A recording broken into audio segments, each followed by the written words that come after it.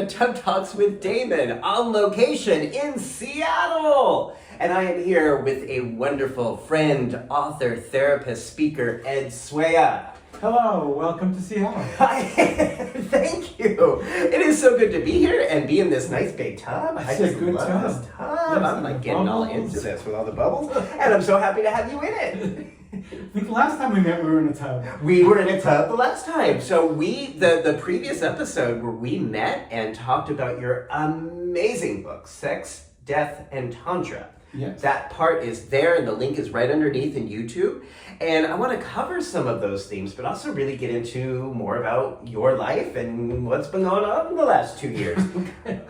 Before we get to that, I want to ask you what you like most about your body right now. Oh, that's right.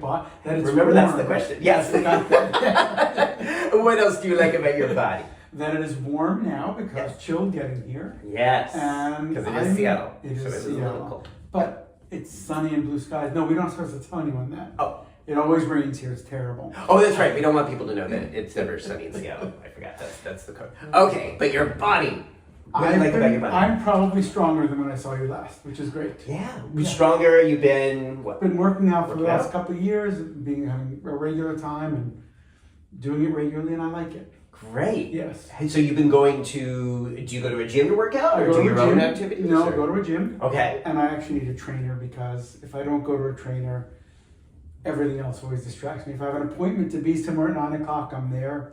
If I say I'll do it at some point this morning, then it gets to the afternoon, and then a peanut butter and jelly sandwich sounds better, and a nap sounds better, and So that's a great tip. Having that accountability, to Yes. having a scheduled appointment and have accountability for that. That helps with develop a structure for Yep. fitness. Yep. For me, that works. If I have an appointment, I'm there. If I do it when I feel like it, I don't do it as much. Okay. Yeah. How old are you now? I am 63. Wow, 63. So in the last 2 years since I saw you, you've developed more, and I definitely can see some like muscle tone. Yes, a little bit. Yeah, I'm stronger. Yeah. Yes. What is so? Are you surprised about how your body is acclimating to strength and fitness at this point? I'm actually surprised. This is my own body dysmorphia, which I know very few gay men have. Okay. I look the same to myself all the time. Yeah. But people have been telling me I look different, and I'm beginning to just take that in, like, oh, I probably am looking different. So that's. Do you notice your body at the gym being able to lift more? Or do Yeah, more, I could definitely lift Yeah. more. Yes. Yeah.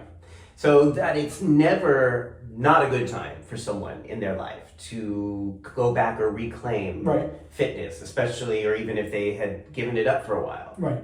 Right. And that's, I think, again, really important because I do have people in my life, gay men in their 60s, who sometimes feel like, well, I stopped working out during COVID. I haven't really been committed to it since. And what's the point now?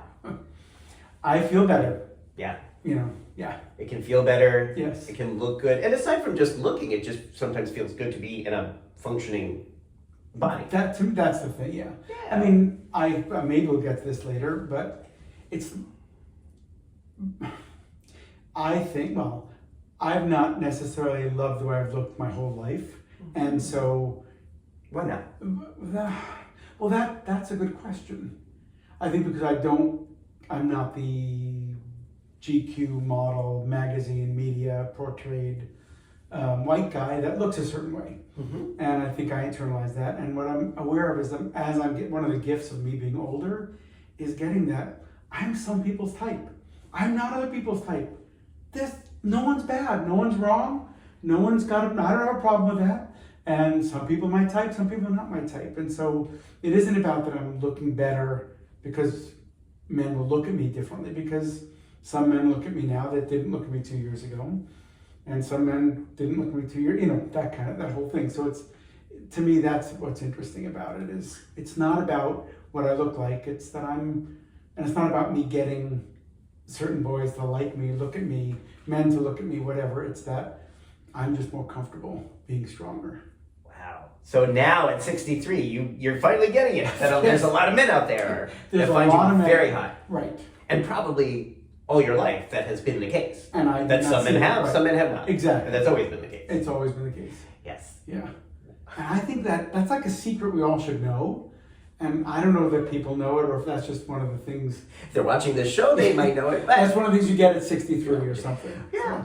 Well, this idea of us creating the narrative in our lives, in our script, not succumbing to the shoulds of the dominant gay community or the culture. This limited and rigid and flexible idea of what is sexy and what is not. And I don't even know if it's gay community enforced. I think it's boys, it's girls, it's teenagers, it's old people, it's young people, it's straight people. I think it's so Is much. it really? Someone asked me this on the plane today when I was coming over here. Is it really, do you really think straight men as a cohort statistically struggle with their body image and their weight the way gay men do? Okay, you asked two different questions. Okay, go ahead. Do I think they do? Yeah. Yes. The Okay. way as gay men do, no. Okay. And I think if I look at teenagers and young 20s, like single straight men, I think they are, I've not done studies on this, they are probably where where women were 30 years ago. And now the pressure on women is extraordinary. It's unfathomable to me how much pressure straight women have to look really one way. What gay men have, I don't know if you noticed, have a lot of body hair. Yeah. And that's a type. Yeah. Some people do not like body hair. But it's a type. You put someone with the wrong amount of, a straight woman with the wrong amount of body hair, the wrong amount of belly fat, there's not a big cohort that find them sexy. I wish it weren't true, but that is, I think the pressure on women to conform is exponentially worse on women than it is for straight men and gay men. Yes. Yeah. I think the intensity and insidious nature of the shoulds hit young girls. Yeah. The shoulds, there's this much wiggle room. Yeah. I think for Do you think young it's boys, there's this changing? much. Yes, I think it's getting worse for young women. Oh, you think it's getting I worse? think it's getting worse. See, I don't know if this is true, but I want to think like with more social media, with people like Lizzo, with Adele, that there's more room for women to be curvier or have different shapes and sizes and still be powerful and sexy and successful. I think if you're Lizzo or Adele, maybe yes. Yeah. I don't know that middle school, high school, college age women are finding that freedom. Okay. I don't think. Well, if people have opinions, let me know. Yes, if you're a I'd like straight to guy who's struggling with this, let me know. Maybe we'll talk about it in the tub. But I'd like to keep these conversations open. That's why I start every one of these interviews by asking the person, what do you like most about your body? Right. Because we are so programmed and brainwashed just thinking what I don't like. Right. And if I ask a gay person what they don't like about their body, they can usually go on and on about that. It challenges people to think about what they do like sometimes. So, oh, wow. I love talking with you. Do you remember what we did last time in the tub at this point? No. I asked you what you like about your body. Oh! Are you going to pull that again? Yeah, that's What, it. such a therapist? That's a therapist thing to do. I'm turning 53. This is going to be anytime, but I'm about to turn 53. I really like that my body is still functioning, that I have a chest. People, I always joke about like, why do you go to the gym? Because I'm just working on my chest. That's pretty much all I care about. But that it's still a functioning body with stamina, with strength. I know I'm not a lot of people's cup of tea physically. I am for some people, I am for not other people. That was true when I was 23, as it is at 53, as it will be at 83. It's just the way it goes. So to really be able to lean into that and appreciate that, Right. I like that about my body, and I like that about my attitude about my body, more importantly. Yeah, it sounds like you got there a little sooner than I did. It's been work. It's a constant work. And again, for me, the path by which I could get there was by challenging shoulds. Right. Again, just really sitting down at a certain point in my life saying, why am I continuing to think things that aren't accurate or true? Or things that may be true for some people but not true for others? So I'm sorry, you're interviewing me, but how did you know they were not true?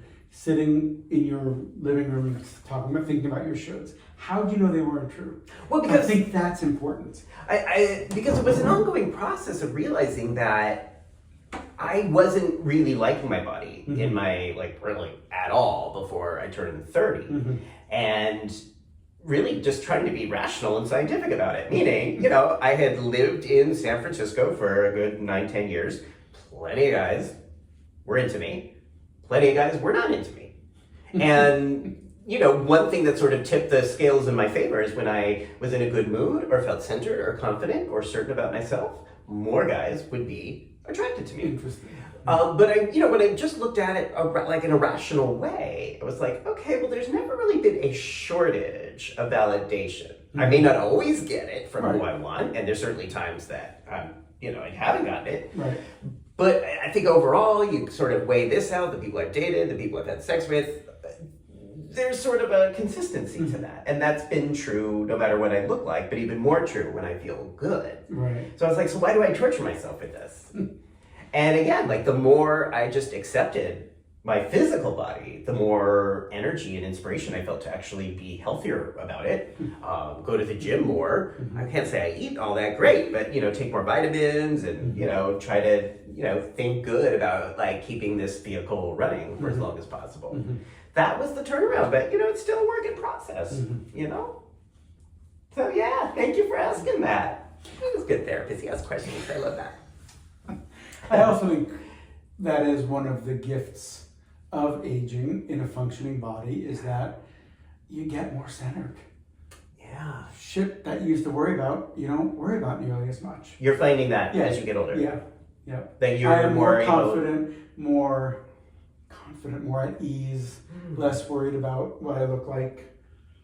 Not to say I don't, but way less and more centered, more in my own body and my own skin. Yeah. And again, I know sometimes that with aging that can happen, but it still comes from doing the work. I guess there's a lot of men who get older and then go the other way with that. Yeah, that's true. What for you has made that difference? What for you has allowed you to be more appreciative and respectful of your beautiful body? Well, if I am to use your work, I guess I've done this since I'm in my 20s. I've been doing the work. Yeah. I'm curious about myself. I'm willing to challenge myself. I'm willing to be challenged by others. I'm willing to be on the other side of the room on the therapy chair, not the therapy couch, not the therapy chair. And I think that's what I'm willing to look at myself. Yeah. And if you do that for decades, it actually ends up well. It pays off. And even if you're just starting in your 50s, your 60s, even if you're watching this today in your 70s, that's still a great time to really start to do the kind of inventory and inquiry that can allow you to experience more center and more calm and joy in this life, in the body, and the connections that the body is able to give and receive. Are there other things that you have found about aging that you have liked, or things that you have valued? Any way that being in your 60s has made your life easier? Well, mostly just what we talked about. Self-acceptance. Yeah, my career is doing what I wanted to do. I'm not having to hustle to build a career. I did that decades ago, and it stuck. I still love it. People ask, are you going to retire? Like, well, I just paid my daughter's last college tuition bill. Wow. So I want to work less. I don't want to stop working because I like what I do. Beautiful. Yeah. I like hearing that. I love what I do too. And not very many people get to say that, which is a problem in the world, I think. Yeah. We're not creating meaningful work for young people, old people, middle-aged people. We're not. There's a real shortage of that. Right. And I think that's a huge problem. Right. Yeah. To be able then to have work, and this can be any kind of work, but to be able to get older and still find fascination and curiosity with the work. Right. I find that. So that's why I don't want to stop. I don't want to stop. Me too, yeah. I'm going to turn maybe a little Turn bit. a little See bit. if I can do that. This is a great, that's much better. This is a great bathtub, but it is slippery and it's great for lying down. Yeah. And we just got here, folks.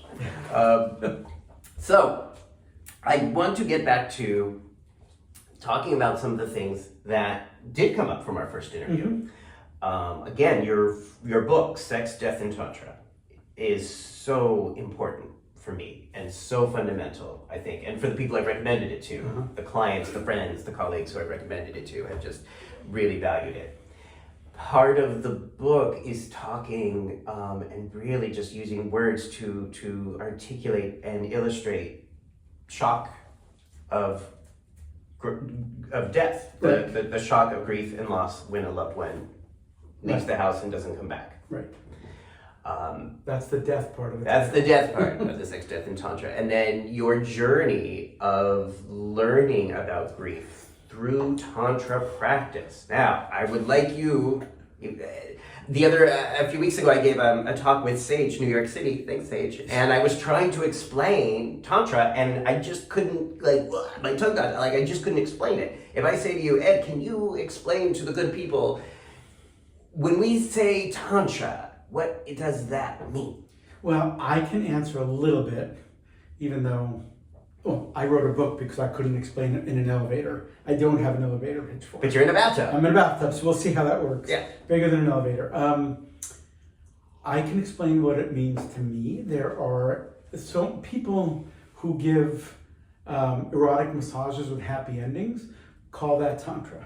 I'm not a Tantra police. I don't say what Tantra is and isn't, because there are so many lineages and so many different takes on it. So I can talk about what it is for me. It's not like if I'm on the apps and I mention Tantra, or people say, I want you to do Tantra to me. I don't do Tantra to anybody. Even if they want to learn from me, it's not something I do. It is about the way I show up. I try to show up in my body. I am open to, and on good days, competent at moving sexual energy in my body, moving heart, fear, pain, grief, in the case of what I did when the writing of the book, in my body. And so it's about understanding your energetic body.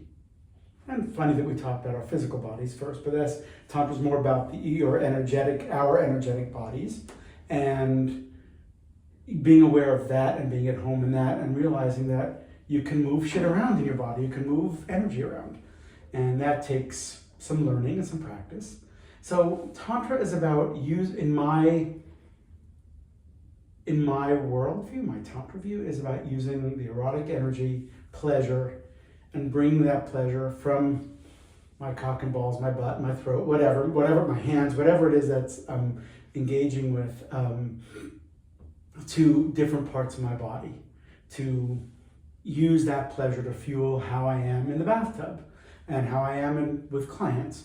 I'm fully clothed, I'm not being erotic, I'm not touching them, but that energy for me is always present. And it's how to use that energy to fuel, to energize my non-erotic life. So that's one answer I'd give you. How does that sound? That's beautiful. That's beautiful. Yeah, it's presence, it's an energy, it's a way of showing up, it's a way of being. Sure. So I know some days, I'm rushed, I'm busy, I'm doing this, I'm doing that, I'm trying to do a million things before work. How do you ever do that, and how then do you, or can you get centered in Tantra if you are just you only have 1 minute before you start work and you've just come from 15 other places? Well, that's easy. Take a deep breath. That just puts me back in my body in a different way. And do you imagine the breath going somewhere? I just know, for me, it's about just trying to soften my chest and my belly, and to expand, let my diaphragm expand, my belly expand out and my diaphragm expand this way, to get a more full breath, and that changes things.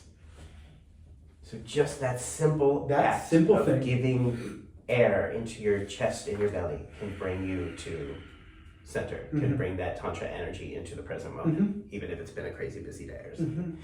That's beautiful. I don't, this may be getting into the weeds a little bit. I don't know if it's the tantric energy. I'm bringing up an ease in my body, which is the prerequisite for energy to move about in one's body. Yes. And what are the advantages, would you say, especially for gay men who may be wanting to learn about Tantra or think about practicing Tantra in their lives? Well, the easy thing is the more you practice, the more pleasure you feel from the sexual experiences you have. It is, for me, it is about the deeper the pleasure, the deeper the healing, and we go, I'm going to flip over here. Flip over. We can see there. There you go. Okay. I know. It's so good. It's about having more intense pleasurable experiences. Yeah. By yourself, with others, etc. So for a lot of gay men, there's often kind of a goal-oriented direction of sexual connection. It's often based on the goal or intention of fucking, of someone being top or bottom, or maybe switching, but that the way a lot of gay men talk about sex is with this idea that somebody's gonna fuck somebody, and eventually some or both are going to ejaculate, and that's kind of the purpose. And if you're not doing that, if you don't get there, then you didn't have sex. Well, our side friends might challenge you on that. Yes, But yes. which they are more and more. Yes, Good right, for right. them. But to me, I think this is going to sound judgy, and I've done this, and I still do it. I mean, the goal to just get off is more. It's for some people, and at times for me, I don't really care how it is. As long as I get off, I'm happy. I feel like I had what I wanted.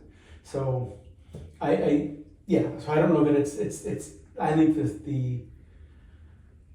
the goal is to get off. Mm-hmm. And so in Tantra, the goal is to generate that energy. Getting off is less important. Okay, so the intention around that is to generate energy. Mm-hmm. Right. To generate energy. So it's not necessarily about a destination, an ejaculation. It's about generating energy with another person in a very fun and pleasurable way. Right. And how much that can enhance that experience of connection. And what happens when we expand the menu beyond penetrative anal sex, right? There's so much more that's available. Even with penetrative anal sex, if the goal is not to ejaculate, that's a different way of fucking. Say more. And well, I would ask our listeners and watchers, my watchers, listeners, and my bathtub companion here, when you think about the hottest sexual experiences you've had, a recent one, a past one that was 30 years ago, one that was the other day, my guess is you do not remember the ejaculation. You remember all the stuff that you did before the ejaculation. It's not to say the ejaculation wasn't pleasurable, but when you think about, wow, that was super hot, it was when we were hanging upside down from the chandelier, that was super hot, so that's the piece to remember. Wow. It's not, it's not the fucking and the coming. Nothing's wrong with fucking coming. Love it, love it, love it. But it's what you've done before them that usually is the stuff that you think about, that you'll tell your friends about, that you'll jack off to later. It's about what preceded the coming. Right. Wow. So the what was it? The journey, not the destination, right? The process. Yeah. Of getting there. Well, but even in your language, that language is also getting there. Getting where? We're there. I think right. We're there. That's so true. You're right. Right. I mean, if you like your hair pulled, we're getting there now. Yeah. We're there. Yeah. It's not about getting the process to get there. Very true. So I like that. Yeah. So so that just shows in my mind how embedded these ideas still are. Right. Oh yeah. They're so deeply put there. Right. So thank you for that. And so to clarify too, it's not, my experience with Tantra is that it's not to say you can't have erections and ejaculations. It just doesn't center that on the energy. Right. That may or may not happen. Right. But it's not about that as the You have a choice. You have a choice about that. You can choose what to do with that. It's not a rule. It's not like you shouldn't ejaculate or you should. There are these shoulds. At least for me, Tantra is like a wonderful way to be without shoulds. Right. There's no right or wrong. It's really all about trying different things and collecting the data from those experiments and seeing what you want to do again, seeing what you don't want to do again, see what you want to do standing on one leg versus two. I mean, it's just, there's no right or wrong. There's not and I think that frustrates people who want to learn about Tantra. Okay, if you do Tantra for me, you're going to do this step, followed by this step, this step, this step, and then I'm going to have a whole body orgasm. That's generally not how it works. Right. It's not that. It's not prescriptive. Right. So if people want to learn more about this and actually get some ideas or tips or tools about how to integrate Tantra, I think your book, Sex, Death, and Tantra, is a wonderful way to do that. It was really kind of my introduction or reintroduction to these concepts in a way that made sense. Right. That helped me to understand through your wording. Like I could get a better sense. That was still very hard to describe. Oh, there you go. Come on back and me. I'm telling you, this is a slippery job. Bathtub for lying down. Yes. Yes. And like, unfortunately, the angle doesn't. Right. Like, we It's can't not quite right. get to. Anyway. Okay. So again, one of the. Can I also a little bit of self-promotion? Sure. Which I don't think you know about. I'm planning on doing a weekend Tantra workshop in New York this summer. Oh. And the dates are tentative, so July 12th. We're waiting to find a space, but we're going to know that in the next week or two. Please and let me I'll know. send you that, and you can put it on the bottom. This will be okay. As soon as I get that information, this will be at the bottom of this. Oh, that's so cool. Please let me know. I will let you know. Wow. Okay. Again, one of the themes of the book, inherent in the title, is related to death. The experience of loss, the experience of grief. And your book and our last interview really talked a lot about that. I think what is also valuable is when you share what your life has been like after the book. So, following the book, your journey of learning to love and connect again. Can you say a little more about that? Well, the connecting part was actually easy because the way I did my healing process was through connecting. My Tantra teacher and I connected real quickly. My husband left the house to walk the dog and got hit by a car and never came home. So that's the death of that's the first chapter of the book. I'm not doing any spoilers. Through the way I dealt with my grief was through a connection, a very intimate, highly erotic connection with my teacher for the better part of a year, like almost daily for the better part of a year. So the connecting part felt natural, but it was, while I loved him and he loved me and I still love him and he still loves me, it was not about being lovers. It was not about being in love. It was about connecting physically and emotionally in a very extremely loving and erotic way. So the connecting part was, and I guess now that I'm saying that, I think loving didn't get broken for me either. Again, different loving with my teacher than a partner. But your teacher played an essential role. Yes. In maintaining connection with you and helping you. When I was so broken and wounded. Yes. Yeah. So you are now married again. Yes. Okay. I got a ring and everything. Yes. How can we say his name? Corland. What's it? Corland. Korland. Okay. Corland. How did you meet Corland? We met briefly a year and a half before we actually met. We met at a New Year's Eve party. He didn't live here yet. We were at a fundraiser here in town when 3 weeks after he moved here, a year and a half later. And he looked familiar to me, and I know, so I kept staring at him. He did not give me any love back. And I finally walked up to him and said, "Have we met before?" Very original line. You know what he said? "You got to do better than that." So I said, "Is there something about music?" He said, "Well, I'm an opera singer." I said, "Then we've definitely met before," because I knew something about music. And then he goes, "I just moved here from Jersey City." I was like, "Oh," and I said, "Is there something about New York?" So I remember something. And he said, "I just moved here from Jersey City." And I said, "We've met." So we just had to figure out when, and we went back to his last visit, and that's where we met. Wow. So then, yeah. And so he was into you then. He was attracted to you. I think so. Just at that moment, how did that then translate into Well, it got something? worse. He said, "Find me on Facebook," and he has an odd name, and he was not searchable. And I was really annoyed. And so, all right, so about a month later, a mutual Facebook friend of ours posted a picture of the two of them with his name, clicked on it, and I said, "Hey, we're having a dinner party tomorrow night. You want to come over?" And that's when we started. Wow, so you kept pursuing, you kept extending the invitation to connect. I couldn't find another way, and I said I would, and I didn't, and then I had a way to do it a month later, and that's what. And did he think you had ghosted him? No, I don't. I guess, I don't. I have to ask. That's a question I'll have to ask. Okay. That's a story I tell often. Okay. Because he's really genuinely a nice guy, but that was like, really, you got to do better. So. You got to do better. So then you met, you got to know him better, you guys played, you had a good time. Yeah. Okay. Yeah. When did you decide to commit to marriage? I don't remember when we decided to do it. Except I bumbled a lot and didn't actually ask him to marry me. I said, what do you think about us getting married? Something romantic like that. But is this another you got to do better situation? I was like, I know I could have done better than that, but we were planning on getting married the summer of 2020. And for those of you that remember, that was not a good summer to gather people for a wedding. So we put it off.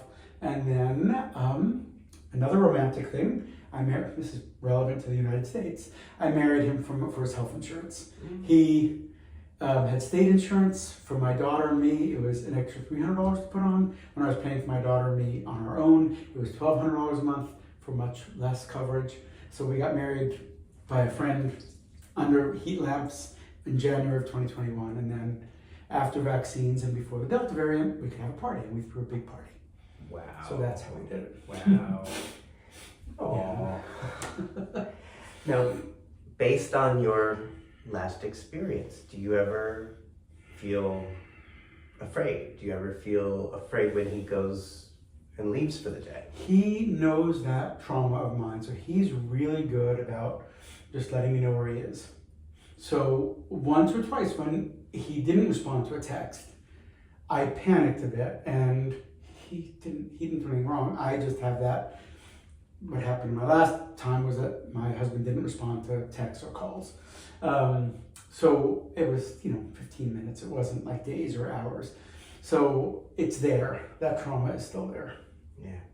Yeah. And it still comes up. It can come up, yeah, if he's not where I think he's going to be. Yeah. Yeah. Yeah. Thank you for sharing that. Sure. Sure. That this is a process we go through, that when we've been wounded and traumatized, we don't just, years later, it's not like that just goes away. Right. I say that because I know as a therapist, I hear all the time, why am I not over it by now? Right. No. We work with it. We work with it, yes. Yeah. Thank you. Okay, so what does married life feel like to you now? Well, 3 years into this. I briefly told you this now. We are now living as nomads. We bought a cabin on an island outside of Seattle. We started a remodel of it. It was supposed to be finished in August. We rented out the house we lived in, could have lived there for 6 months and see what that was like. And the cabin will be ready in about a month.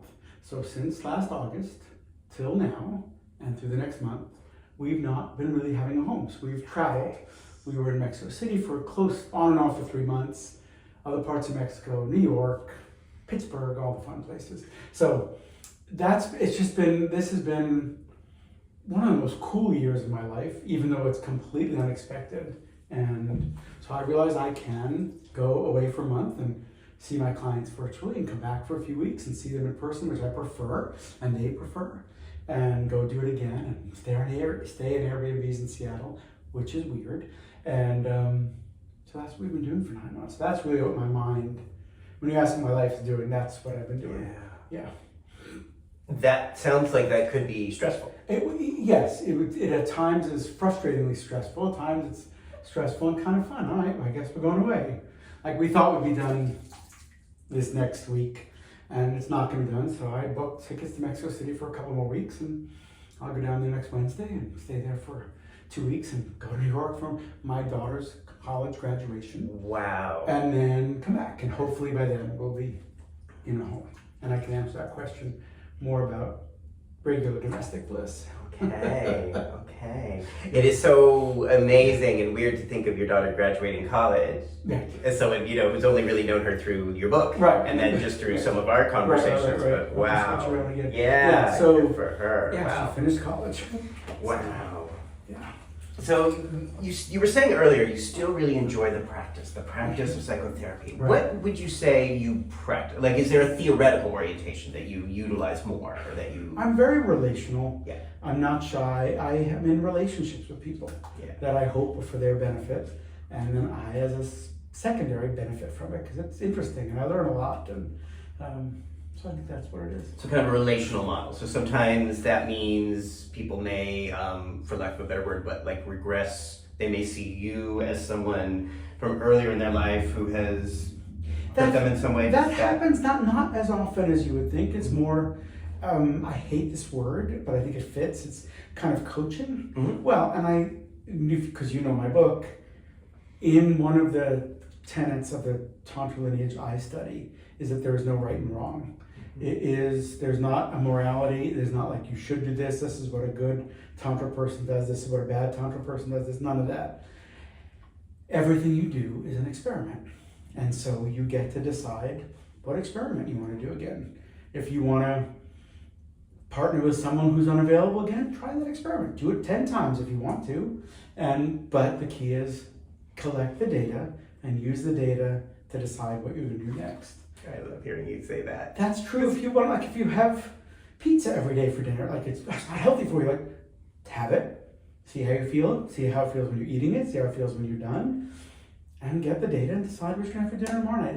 There's not a morality to it. You're mad. Have you been watching me eat pizza for dinner every night? No, I absolutely agree, and the clients that I work with and the people I know have heard me say that, especially inspired by your book. Yeah. That idea, it's like, well, I don't know what the right answer is. Find out. That's you know, do you want to go to this sex club? Do you enjoy staying home? Do you want to go work out? Do you not? Collect the data. Yeah. Let's get some facts. Do you want this cigarette? Yeah. You know, you get to do what you want to do, but it's about consciousness, it's about deciding, yes, I want a cigarette now, and I'm going to smoke it. I want to say I'm not a smoker, but then that's my thing that's saying smoking's bad. So I get that. There's still that in there. But have a cigarette. See how it feels. See what you like. See what you don't like. Without that punitive, judgmental voice in there saying, see, you're wrong, you're bad, you shouldn't be doing this. You know, it's...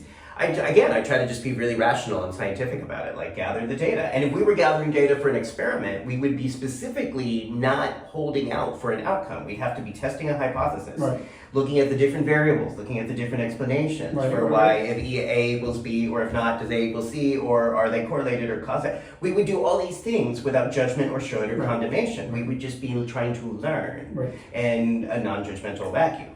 And I encourage people to do that in terms of their sex life, their dating life, their physical health, their career health. Find out, play. So you asked what kind. So that's what I do that with clients. I always say, what's the healthy things? It's like I don't generally use that word healthy or unhealthy. What's the right answer? What's the wrong? I don't generally use those. I do slip into them because I was raised in this culture. But what do you want? What is interesting to you? What are you curious to find out? That kind of thing. Yeah. What behavior tonight, tomorrow night, tomorrow morning, at your visit with your mother's, at your next time you're naked, at the next time you're at a sex club, whatever, what experiment you want to do. Yeah. And see what comes up. To play with so that. It's very oddly non-emotional. Yeah. Yeah.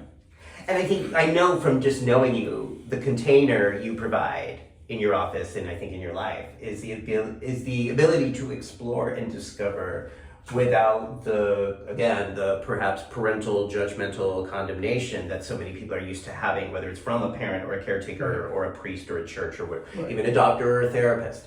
But that I think when we hold that energy of just open curiosity and discovery of let's find out. If it works, it works. If it doesn't, it doesn't. I think then we make room, we make space for that. And that's such an important part, I think, of getting older and feeling alive.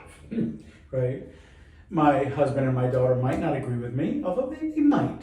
I'm not very judgmental. You think I'd be really curious. She's my daughter, but she's also getting to be an adult, so who knows? But she's getting to know me better, and she has shown her friends our last talk. Oh, cool! When she was a freshman, so no, sophomore, junior, whatever. Yeah. I'm glad she watches. I hope she watches this one. I hope she likes it. And if you think he's judgmental, you tell me. Yeah, leave it in the comments. Leave it in the comments. He'll tell me. What would she say you're judgmental about? I don't know. I honestly don't know. I don't know what she would say I'm judgmental about. I'm going to see her. I'll be curious to ask her. I know she used to have her judgmental, but I'm pretty sure I wasn't. But okay, but she's your daughter, and it's kind of her job to feel judged by you. But does you said Cortland find you? I think he would find me non-judgmental. I think he would. I'll ask him tonight, but I think he would find me. Yeah. I guess I feel like in my life, it's not that I don't have judgments, because good luck not having them. I try not to invest in them. I try not to argue why they're correct, because most of the time they're not correct. Well, I do have judgments. If that person's driving 90 miles an hour on the freeway and coming and missing me, but I have judgments about that. Yes. He's doing an experiment. Yes. And unfortunately, I might be his collateral damage, and I have judgments about that. I probably have judgments about self-centeredness. That's probably the thing that I am pretty judgmental about. Well, and I learned today on the plane that if you have judgments that you're not even paying attention to, they're going to come up when you travel and you're sitting in front of a screaming baby, because but so that was practice for me today, to be like, okay, I'm really annoyed, and if I invest in my judgment about this, the only one who's going to suffer is me. No one gives a shit. Certainly the baby doesn't care about my judgment. Right. So for my own peace of mind, for those 5.5 hours, I just did what I could do to practice. Right. Not attaching to the judgments, because I can't not have them, but I don't have to attach to them. I mean, was it judgment or was it just discomfort? This is so fucking annoying. I'll be honest with you. It's like mine, But again, it's like that is how I feel. I know if I really invest and spend all 5.5 hours of the flight thinking about that and arguing in my head about that, I'm the one who's going to pay the price for that. Right. Nobody else. That's true. Just me. Right. And the baby's not going to stop crying because you're unhappy. No. However, and if we all relax and breathe, it's possible that the baby might pick up on that. And midway through the flight, she did. No, she kind of chilled out. She went to sleep. She was good about halfway through. Everybody was breathing. It was good. So I think that the whole plane collaborated, because nobody freaked out. But, I think everybody was relaxing, and perhaps on some level she picked up on the relaxing energy and shut the fuck up. Or she burped or farted. Or maybe the mom gave her a biscuit, Xanax or something. I don't know. But the point is, this is how I get challenged, and I realize all of us have these judgments. We have these biases. Dare I say, yes, we still have shoulds. I still have shoulds. And if I'm not paying attention, if I'm not vigilant, this is how they show up. Right. But then that to me is where the work is. Right. How do I process this? How can I find any kind of peace of mind in this situation? Right.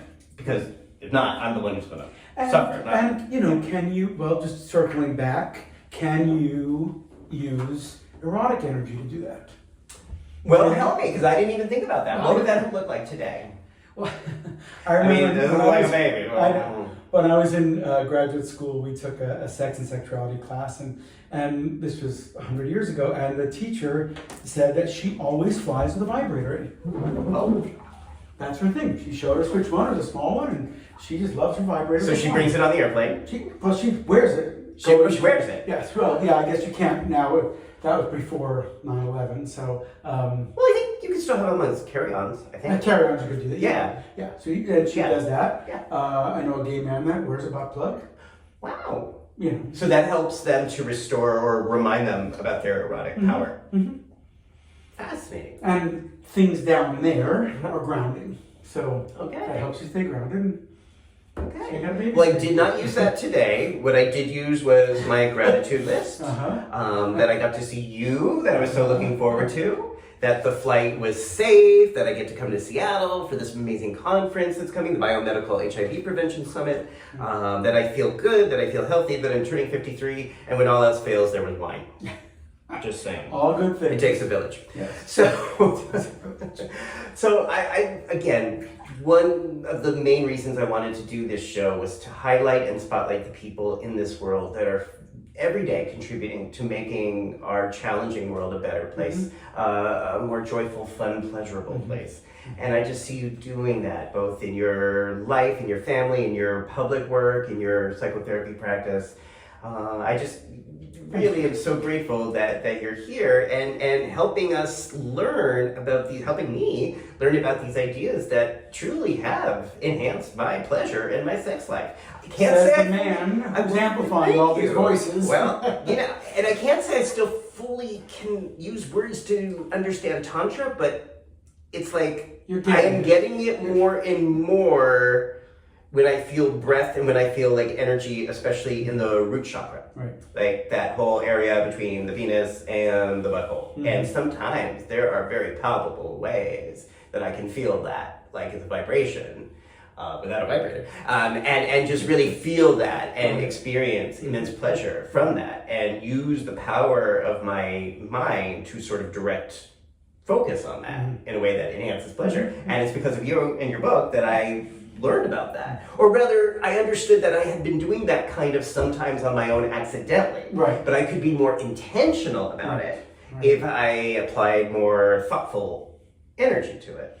Most people who bottom experience a different pleasure than topping, because it's a different energy center you're stimulating. Yeah. And I think people who bottom more than top tend to, are getting that grounding, are getting that part of their energetic system.